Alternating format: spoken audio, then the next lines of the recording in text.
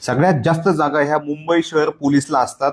आणि पेपर तुम्ही मागचे बघा किंवा पुढे येतील ते पण बघा, शक्यतो पेपर तुमचा मिक्स असतो. म्हणजे एक प्रश्न मध्येच गणित येतो, एक प्रश्न मध्येच बुद्धिमत्ता येतो, मध्येच गणित आणि पुन्हा जीके मराठी असं काहीतरी येतंय.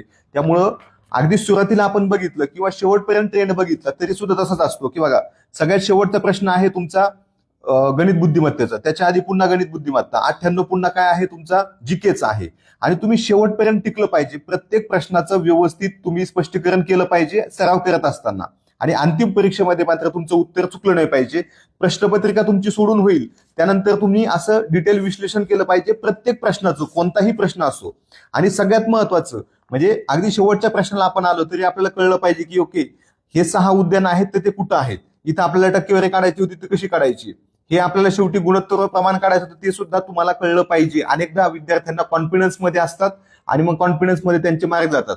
आणि सगळ्यात शेवटी असा सेल्फ अनालिसिस चार्ट तुम्ही तुमच्या अशा OMR शीटवर करून ठेवा, जेणेकरून तुम्हाला त्याचा फायदा होईल. किती प्रश्न आले, योग्य उत्तर किती आले तुमचे, अयोग्य किती आले, मग तुमचा किती फायदा झाला, किती लॉस झाला, ह्या सगळ्या गोष्टी तुम्हाला कळणार आहेत. त्याची सवय लावून घ्या.